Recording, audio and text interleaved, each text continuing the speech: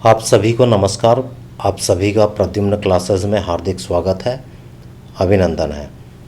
जैसा कि आप सभी जानते हैं कि मैंने इससे पूर्व के वीडियो में केंद्रीय शिक्षक पात्रता परीक्षा 2011 के paper first part first child development and pedagogy के सभी 30 प्रश्नों को एनालिटिकल स्टडी के माध्यम से हल किया है। साथियों, प्रश्नों को हल करने से पूर्व प्रश्न एवं संबंधित विकल्पों के अर्थों को समझने की आवश्यकता होती है। जब तक हम प्रश्नों एवं उनके विकल्पों की अवधारणाओं को नहीं समझेंगे, तब तक हम सही विकल्प का चयन नहीं कर पाएंगे। एनालिटिकल स्टडी के माध्यम से प्रश्न एवं उसके उत्तर की अवधारणा पूर्णतः स्पष्ट हो जाती है। इस प्रकार का ज्ञान स्थायी होता है। विद्यार्थियों या प्रतियोगी परीक्षा में सम्मिलित होने वालों के लिए इस प्रकार का अध्ययन इसलिए महत्वपूर्ण हो जाता है क्योंकि इससे विभिन्न प्रकार के प्रश्नों का समाधान आसानी से हो जाता है। हम एक प्रश्न के माध्यम से अनेक प्रश्नों का भी उत्तर दे सकते हैं। आज के इस महत्वपूर्ण वीडियो में हम केंद्रीय शिक्षक पात्रता परीक्षा 2012 के कुल 30 प्रश्नों में से केवल 10 प्रश्नों को विवेचना के साथ हल करेंगे। हम सबसे पहले क्रमशः प्रश्नों को समझेंगे, फिर उसके संभावित उत्तर पर व्याख्यात्मक चर्चा करेंगे, फिर हम विकल्पों के अर्थ को समझते हुए और संभावित उत्तर से मिलान करते हुए सही विकल्प का चयन करेंगे। तो साथियों, हमारी यह योजना है कि आगामी वीडियोज़ में हम नियमित रूप से इसी प्रकार 10-10 प्रश्नों के साथ उनके उत्तरों पर समझ बनाते हुए अपने अध्ययन क्रम को जारी रखेंगे। मुझसे नियमित रूप से जुड़ने के लिए यह आवश्यक होगा कि आप सभी मेरे वीडियो को सब्सक्राइब करें, लाइक करें और शेयर भी करें। साथ ही आप अपने महत्वपूर्ण सुझाव कमेंट बॉक्स में अवश्य देवें ताकि मैं आप लोगों के लिए बेहतर से बेहतर वीडियो बना सकूं। तो चलिए आगे बढ़ते हैं प्रश्न की ओर। सबसे पहले हम प्रथम प्रश्न की ओर आते हैं। देखिए प्रश्न में क्या दिया है। पहला प्रश्न कहता है when child fails it means, अर्थात जब बच्चा फेल होता है तो इसका क्या तात्पर्य है। कि अब हम देखें कि बच्चा फेल होता है यानी असफल होता है, इसका मतलब वह अधिगम नहीं कर पाता है, वह सीख नहीं पाता है। आइए संभावित उत्तर क्या हो सकता है उसका हम व्याख्यात्मक चर्चा करें। बच्चों का सर्वांगीण विकास शिक्षा संस्थानों में एक सुव्यवस्थित शिक्षा प्रणाली के तहत होता है। विद्यालय का सकारात्मक शैक्षिक वातावरण के कारण बच्चा सीखता है। तो इसके संभावित उत्तर का मतलब यह है कि उसमें लर्निंग स्किल्स डेवलप नहीं हो पाते हैं। बच्चों में सर्वांगीण विकास अर्थात शारीरिक, मानसिक, सामाजिक, सांस्कृतिक, बौद्धिक विकास नहीं हो पाता है। बच्चा विद्यालय में शिक्षा ग्रहण करता है जहां शिक्षक शिक्षण अधिगम प्रक्रियाओं और संज्ञानात्मक तथा सहसंज्ञानात्मक गतिविधियों के माध्यम से बच्चों का विकास करता है। विद्यालय की समस्त गतिविधियां एक सुव्यवस्थित तंत्र के द्वारा संचालित होती है, वह नियंत्रित की जाती है। इस प्रकार यह एक निश्चित पाठ्यक्रम और पाठ्यचर्या के अंतर्गत आता है।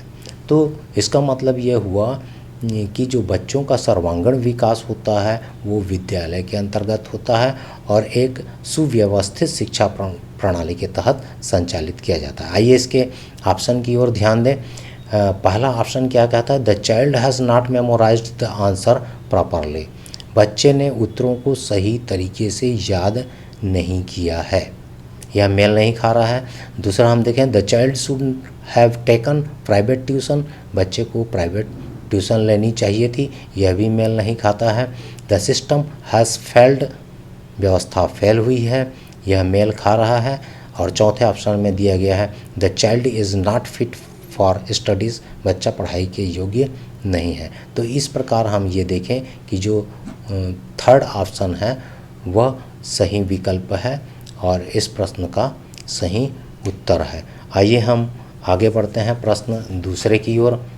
प्रश्न दूसरे में क्या दिया गया है, the emphasis from teaching to learning can be shifted by, शिक्षण से अधिगम पर बल देने वाला परिवर्तन हो सकता है। अब इस प्रश्न को हम समझते हैं। इस प्रश्न का अर्थ ये है कि कैसे एक शिक्षक अध्यापन कार्य से बच्चों की लर्निंग प्रक्रिया को बढ़ा सकता है, यानी शिक्षण के द्वारा लर्निंग प्रक्रिया किस प्रकार बढ़ सकती है या उसमें अधिक बल दिया जा सकता है।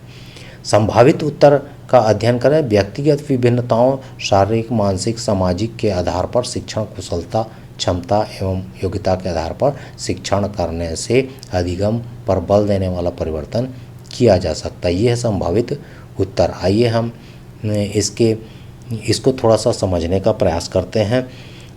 कोई भी शिक्षक बच्चों की अधिगम रुचि को तभी बढ़ा सकता है जब वह बच्चों की व्यक्तिगत विभिन्नताओं अर्थात शारीरिक, मानसिक, सामाजिक, सांस्कृतिक, आर्थिक योग्यता, क्षमता, कौशल को ध्यान में रखकर उनके अनुरूप शिक्षण कार्य या अध्यापन कार्य करे और विभिन्न गतिविधियों के माध्यम से कुशलता से शिक्षण कार्य करे, तभी अधिगम पर बल देने वाला परिवर्तन हो सकता है।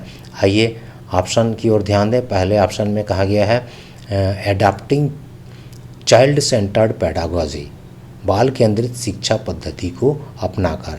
यह मेल खाता है क्योंकि बाल केंद्रित शिक्षा पद्धति के अनुसार व्यक्तिगत विभिन्नताओं के आधार पर शिक्षण कार्य किया जाता है। दूसरे में दिया है इनकरेजिंग रोट लर्निंग, रटने को प्रोत्साहित करके, यह नहीं हो सकता। तीसरे में देखें अडाप्टिंग फ्रंटल टीचिंग, अग्र शिक्षण की तकनीकी अपनाकर यानी कि परंपरागत शिक्षण कार्य करके, यह भी संभव नहीं है। चौथे में देखें फोकसिंग ऑन एग्जामिनेशन रिजल्ट, परीक्षा परिणाम पर केंद्रित होकर के, यह भी सही उत्तर नहीं है। अर्थात सही उत्तर क्या है, अडॉप्टिंग चाइल्ड सेंटर्ड पेडागॉजी, बाल केंद्रित शिक्षा पद्धति को अपनाकर। चलिए हम थर्ड प्रश्न की ओर जाएं, थर्ड क्वेश्चंस की ओर जाएं, उसका अवलोकन करें। क्या दिया गया है, the most effective method to teach the concept of germination of seeds is, अर्थात क्या है, बीजों का अंकुरण संकल्पना के शिक्षण की सबसे प्रभावी पद्धति है। अर्थात वह कौन से शिक्षण या टीचिंग मेथड है जिसके द्वारा बीजों का अंकुरण की अवधारणा को स्पष्ट किया जा सकता है। संभावित उत्तर का अध्ययन करें। करके सीखना के सिद्धांत पर या प्रयोगात्मक विधि अपना करके क्या किया जा सकता है, अवधारणा स्पष्ट की जा सकती है। तो यानी कहने का तात्पर्य ये है कि जब बच्चे किसी प्रक्रिया को स्वयं करके अनुभव करते हैं या प्रयोग द्वारा सीखते हैं, अवलोकन करते हैं, निरीक्षण करते हैं, विभिन्न प्रयोग करते हैं, तभी अवधारणाओं में समझ बनती है। तो आइए इसके आधार पर ऑप्शन का अध्ययन करें। To make the students plant seeds and observe stages of germination, विद्यार्थियों द्वारा पौधे के बीज बोना और उनके अंकुरण के चरणों का अवलोकन करना, यह मेल खाता है। दूसरे में देखें, to draw pictures on the blackboard and give descriptions, श्याम पट पर चित्र बनाना और वर्णन करना, यह मेल नहीं खाता है। To show pictures of seed growth, बीज के वृद्धि के चित्र दिखाना, यह भी मेल नहीं खाता है। और टू गिव डिटेल्ड एक्सप्लेनेशंस, विस्तृत व्याख्या करना, यह भी मेल नहीं खाता। अर्थात करके सीखना या प्रयोग करके सीखने के द्वारा किसी भी विषय की अवधारणा को स्पष्ट की जा सकती है। तो सही उत्तर है प्रथम। अब हम आते हैं क्वेश्चन फोर्थ की ओर। समावेशी शिक्षा, इंक्लूसिव एजुकेशन क्या है? सबसे पहले हमें यह जानने की आवश्यकता है कि उसका संभावित उत्तर क्या हो सकता है। समावेशी शिक्षा क्या है? विभिन्नताओं के साथ सभी को एक साथ शिक्षा की मुख्य धारा में ले जाना, यह समावेशी शिक्षा है। इसे और भी समझने का प्रयास करते हैं। अलग अलग विशेषताओं वाले बालकों को एक साथ शिक्षा प्रदान करना। यदि किसी कक्षा में विभिन्नताओं का समावेश है तो उन्हें शिक्षा की मुख्य धारा की ओर बिना किसी भेदभाव के शिक्षा प्रदान करना। ये विभिन्नताएं शारीरिक, बौद्धिक, सामाजिक, सांस्कृतिक, आर्थिक हो सकती हैं। इस प्रकार ये देखा जाए तो विभिन्नताएं एक प्रकार की योग्यताएं हैं। तो हम ऑप्शन का अध्ययन करें। प्रथम में दिया गया है celebrates diversity in the classrooms, कक्षा में विविधता का उत्सव मनाती है। यह सही उत्तर प्रतीत होता है। आइए दूसरे ऑप्शन की ओर देखें। इनकरेजेस स्ट्रिक्ट एडमिशन प्रोसीजर, यह नहीं हो सकता, यानी दाखिले संबंधी कठोर प्रक्रियाओं को बढ़ावा देती है। तीसरे में देखें इंक्लूड्स इंडॉक्ट्रिनेशंस ऑफ फैक्ट्स, तथ्यों की शिक्षा से संबंधित है, ये भी नहीं हो सकता। चौथे में हम देखें includes teachers from marginalised groups, हाशिए पर स्थित वर्गों से शिक्षकों को सम्मिलित करने से संबंधित है, यह भी सही उत्तर नहीं है। अर्थात इसका सही उत्तर है फर्स्ट, कक्षा में विविधता का उत्सव मनाती है। चलिए हम आगे बढ़ते हैं प्रश्न 5 की ओर। पांचवा प्रश्न है which of the following is an objective question, अर्थात निम्नलिखित में से कौन सा वस्तुनिष्ठ प्रश्न है। अब हमें वस्तुनिष्ठ प्रश्न क्या है उसे समझना पड़ेगा। संभावित उत्तर देखते हैं। वस्तुनिष्ठ प्रश्न में विकल्प, रिक्त स्थान, उचित संबंध, सत्य असत्य के आधार पर उत्तरों का चयन किया जाता है। स्पष्ट है। हम देखें कि वस्तुनिष्ठ प्रश्न में विकल्प होता है, रिक्त स्थान होते हैं, उचित संबंध के द्वारा हल किया जाता है, सत्य असत्य या पहचान का स्थान होता है, इसके आधार पर उत्तरों का चयन किया जाता है। आइए ऑप्शन का अध्ययन करें। फर्स्ट ऑप्शन में दिया शॉर्ट आंसर क्वेश्चंस, लघु उत्तरात्मक प्रश्न, यह नहीं है।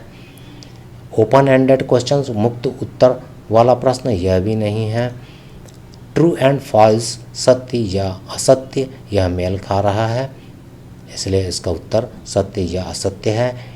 ऐसे टाइप क्वेश्चंस, निबंधात्मक प्रश्न, यह भी नहीं है। तो इसका सही उत्तर है थर्ड, सत्य या असत्य। चलिए हम आगे बढ़ते हैं छठवें प्रश्न की ओर। छठवें प्रश्न में क्या दिया गया है, which of the following is a feature of progressive education, निम्नलिखित में से कौन सी प्रगतिशील शिक्षा की विशेषता है। प्रगतिशील शिक्षा क्या है उसको हम संभावित उत्तर में हम समझना चाहते हैं। सभी को सीखने का समान अवसर दे करके, या फिर उन्हें सुविधा प्रदान करके, या सीधा सीधा इसका उत्तर है बाल केंद्रित शिक्षा अपना करके, या हम कहेंगे समावेशी वातावरण उत्पन्न करके। तो ये प्रगतिशील शिक्षा की विशेषता होती है। आइए ऑप्शंस को देखते हैं। Instructions based solely on prescribed textbook, यह उत्तर सही नहीं है। केवल प्रस्तावित पाठ्यपुस्तकों पर आधारित अनुदेश, सही नहीं है। Emphasis on scoring good marks in examination, यह भी सही नहीं है। परीक्षाओं में अच्छे अंक प्राप्त करने पर बल। और तीसरे में है फ्रिक्वेंट टेस्ट एंड एग्जामिनेशन, यह भी सही नहीं है। बार बार ली जाने वाली परीक्षाएं। चौथे में देखें flexible timetable and seating arrangement, समय सारणी और बैठने की व्यवस्था में लचीलापन।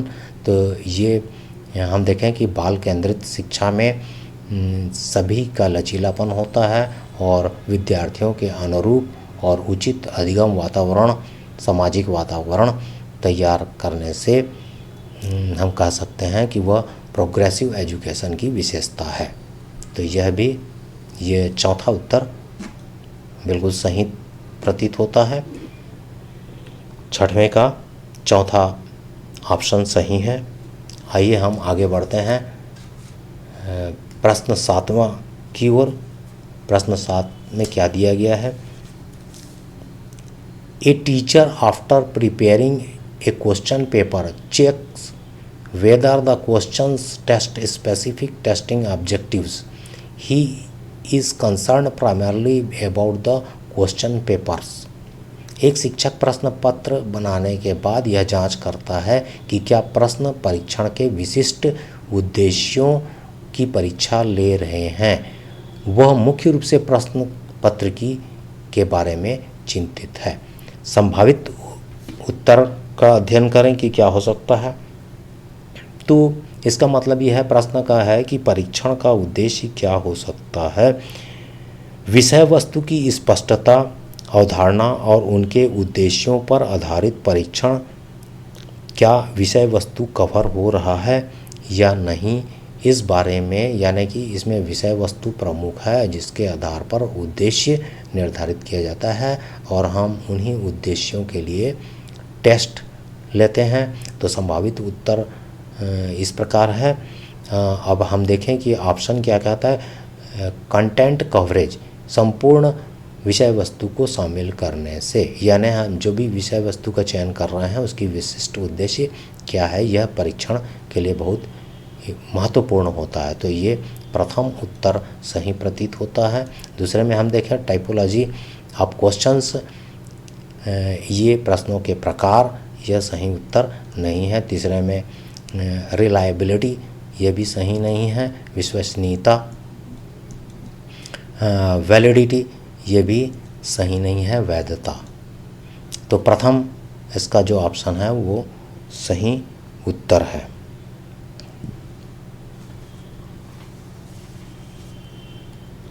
फिर हम आते हैं 8वें प्रश्न की ओर बढ़ते हैं। 8वां प्रश्न में क्या दिया गया है।